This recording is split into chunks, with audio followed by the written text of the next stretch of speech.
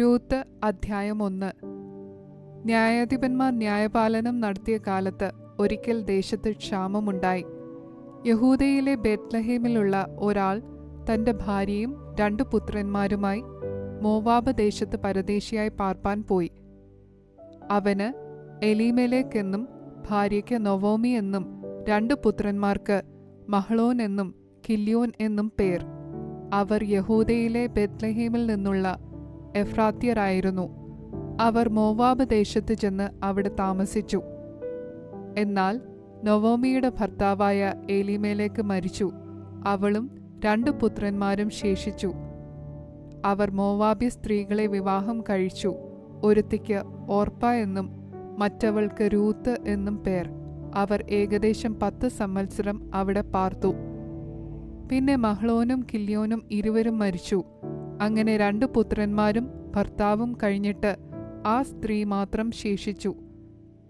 യഹോവ തന്റെ ജനത്തെ സന്ദർശിച്ചു. ആഹാരം കൊടുത്ത പ്രകാരം അവൾ മോവാബ് ദേശത്ത് വെച്ച് കേട്ടിട്ട് മോവാബ് ദേശം വിട്ടു മടങ്ങിപ്പോകുവാൻ തന്റെ മരുമക്കളോടുകൂടെ പുറപ്പെട്ടു. അങ്ങനെ അവൾ മരുമക്കളുമായി പാർത്തിരുന്ന സ്ഥലം വിട്ട് യഹൂദാ ദേശത്തേക്ക് മടങ്ങിപ്പോകുവാൻ യാത്രയായി. എന്നാൽ നൊവോമി മരുമക്കൾ ഇരുവരോടും, നിങ്ങൾ താന്താന്റെ അമ്മയുടെ വീട്ടിലേക്ക് മടങ്ങിപ്പോകുവിൻ. മരിച്ചവരോടും എന്നോടും നിങ്ങൾ ചെയ്തതുപോലെ യഹോവ നിങ്ങളോടും ദയ ചെയ്യുമാറാകട്ടെ. നിങ്ങൾ താന്താന്റെ ഭർത്താവിന്റെ വീട്ടിൽ വിശ്രാമം പ്രാപിക്കേണ്ടതിന് യഹോവ നിങ്ങൾക്ക് കൃപ നൽകുമാറാകട്ടെ എന്ന് പറഞ്ഞ് അവരെ ചുംബിച്ചു. അവർ ഉച്ചത്തിൽ കരഞ്ഞു. അവർ അവളോട്, ഞങ്ങളും നിന്നോടുകൂടെ നിന്റെ ജനത്തിന്റെ അടുക്കൽ പോരുന്നു എന്ന് പറഞ്ഞു. അതിന് നൊവോമി പറഞ്ഞത്, എന്റെ മക്കളെ, നിങ്ങൾ മടങ്ങിപ്പോയിക്കൊള്ളുവീൻ. എന്തിന് എന്നോടുകൂടെ പോരുന്നു? നിങ്ങൾക്ക് ഭർത്താക്കന്മാരായിരിക്കാൻ ഇനി എന്റെ ഉദരത്തിൽ പുത്രന്മാരുണ്ടോ? എന്റെ മക്കളെ, മടങ്ങിപ്പോയിക്കൊള്ളുവീൻ. ഒരു പുരുഷന് ഭാര്യയായിരിക്കാൻ എനിക്ക് പ്രായം കഴിഞ്ഞുപോയി. അല്ല, അങ്ങനെ ഒരാശ എനിക്കുണ്ടായിട്ട് ഈ രാത്രി തന്നെ ഒരു പുരുഷന് ഭാര്യയായി പുത്രന്മാരെ പ്രസവിച്ചാലും അവർക്ക് പ്രായമാകുവോളം നിങ്ങൾ അവർക്കായിട്ട് കാത്തിരിക്കുമോ? നിങ്ങൾ ഭർത്താക്കന്മാരെ എടുക്കാതെ നിൽക്കുമോ? അത് വേണ്ട.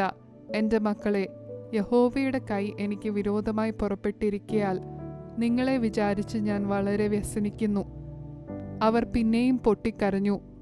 ഓർപ്പ അമ്മാവിയമ്മയെ ചുംബിച്ചു പിരിഞ്ഞു. രൂത്തോ അവളോട് പറ്റി നിന്നു.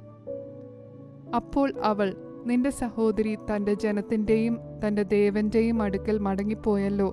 നീയും നിന്റെ സഹോദരിയുടെ പിന്നാലെ പൊയ്ക്കൊള്ളുക എന്ന് പറഞ്ഞു. അതിന് രൂത്ത്, നിന്നെ വിട്ടുപിരിവാനും നിന്റെ കൂടെ വരാതെ മടങ്ങിപ്പോകുവാനും എന്നോട് പറയരുതേ. നീ പോകുന്നിടത്ത് ഞാനും പോരും, നീ പാർക്കുന്നിടത്ത് ഞാനും പാർക്കും. നിന്റെ ജനം എൻ്റെ ജനം, നിന്റെ ദൈവം എൻ്റെ ദൈവം. നീ മരിക്കുന്നിടത്ത് ഞാനും മരിച്ച് അടക്കപ്പെടും. മരണത്താലല്ലാതെ ഞാൻ നിന്നെ വിട്ടുപിരിഞ്ഞാൽ യഹോവ തക്കവണ്ണവും അധികവും എന്നോട് ചെയ്യുമാറാകട്ടെ എന്ന് പറഞ്ഞു. തന്നോടുകൂടെ പോരുവാൻ അവൾ ഉറച്ചിരിക്കുന്നുവെന്ന് കണ്ടപ്പോൾ അവൾ അവളോട് സംസാരിക്കുന്നത് മതിയാക്കി. അങ്ങനെ അവർ 2 പേരും ബേത്ലഹേം വരെ നടന്നു. അവർ ബേത്ലഹേമിലെത്തിയപ്പോൾ പട്ടണം മുഴുവനും അവരുടെ നിമിത്തം ഇളകി. ഇവൾ നൊവോമിയോ എന്ന് സ്ത്രീജനം പറഞ്ഞു. അവൾ അവരോട് പറഞ്ഞത്, നൊവോമി എന്നല്ല, മാറ എന്ന് എന്നെ വിളിപ്പീൻ. സർവശക്തൻ എന്നോട് ഏറ്റവും കയ്പായുള്ളത് പ്രവർത്തിച്ചിരിക്കുന്നു. നിറഞ്ഞവളായി ഞാൻ പോയി, ഒഴിഞ്ഞവളായി യഹോവ എന്നെ മടക്കി വരുത്തിയിരിക്കുന്നു. യഹോവ എനിക്ക് വിരോധമായി സാക്ഷീകരിക്കുകയും സർവശക്തൻ എന്നെ ദുഃഖിപ്പിക്കുകയും ചെയ്തിരിക്കെ നിങ്ങൾ എന്നെ നൊവോമി എന്ന് വിളിക്കുന്നത് എന്ത്? ഇങ്ങനെ നൊവോമി മോവാബ് ദേശത്തു നിന്ന് കൂടെ പോന്ന മരുമകൾ രൂത്ത് എന്ന മോവാബ്യ സ്ത്രീയുമായി മടങ്ങി വന്നു. അവർ യവക്കൊയ്ത്തിന്റെ ആരംഭത്തിൽ ബേത്ലഹേമിലെത്തി.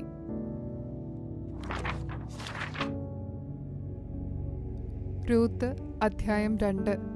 നൊവോമിക്ക് തന്റെ ഭർത്താവായ എലീമേലെക്കിന്റെ കുടുംബത്തിൽ മഹാധനവാനായ ഒരു ചാർച്ചക്കാരനുണ്ടായിരുന്നു. അവന് ബോവസ് എന്നു പേർ. എന്നാൽ മോവാബ്യ സ്ത്രീയായ രൂത്ത് നൊവോമിയോട്, ഞാൻ വയലിൽ ചെന്ന് എന്നോട് ദയ കാണിക്കുന്നവനെ ആശ്രയിച്ച് കതിർ പെറുക്കട്ടെ എന്ന് ചോദിച്ചു. പൊയ്ക്കൊള്ളുക മകളെ എന്ന് അവൾ അവളോട് പറഞ്ഞു. അങ്ങനെ അവൾ പോയി വയലിൽ കൊയ്ത്തുകാരുടെ പിന്നാലെ ചെന്ന് പെറുക്കി.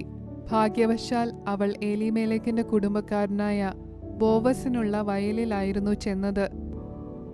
അപ്പോൾ ഇതാ ബോവസ് ബേത്ലഹേമിൽ നിന്ന് വരുന്നു.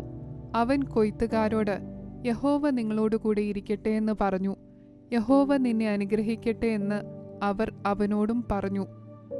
കൊയ്ത്തുകാരുടെ മേലാളായിരുന്ന ഭൃത്യനോട്, ഈ യുവതി ഏത് എന്ന് ബോവസ് ചോദിച്ചു.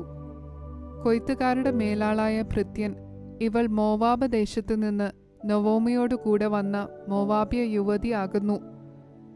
ഞാൻ കൊയ്ത്തുകാരുടെ പിന്നാലെ കറ്റകളുടെ ഇടയിൽ പിറക്കിക്കൊള്ളട്ടെ എന്നവൾ ചോദിച്ചു.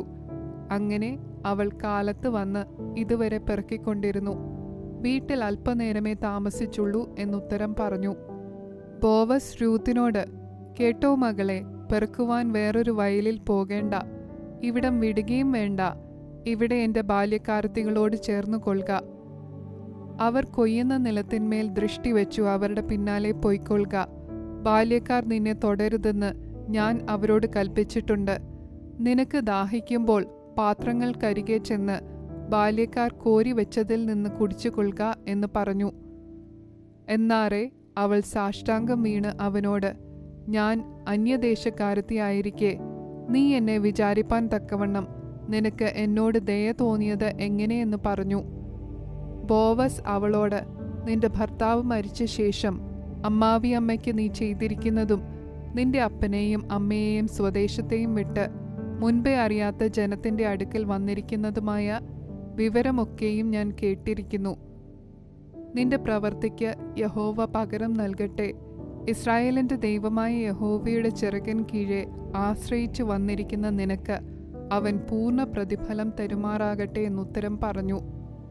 അതിന് അവൾ, യജമാനനെ, ഞാൻ നിന്റെ ദാസിമാരിൽ ഒരുത്തിയെപ്പോലെ അല്ല എന്ന് വരികിലും നീ എന്നെ ആശ്വസിപ്പിക്കുകയും അടിയനോട് ദയയായി സംസാരിക്കുകയും ചെയ്യുവാൻ തക്കവണ്ണം എന്നോട് നിനക്ക് കൃപ തോന്നിയല്ലോ എന്ന് പറഞ്ഞു. ഭക്ഷണ സമയത്ത് ബോവസ് അവളോട്, ഇവിടെ വന്ന് ഭക്ഷണം കഴിക്ക, കഷണം ചാറ്റിൽ മുക്കിക്കൊള്ളുക എന്ന് പറഞ്ഞു. അങ്ങനെ അവൾ കൊയ്ത്തുകാരുടെ അരികെ ഇരുന്നു.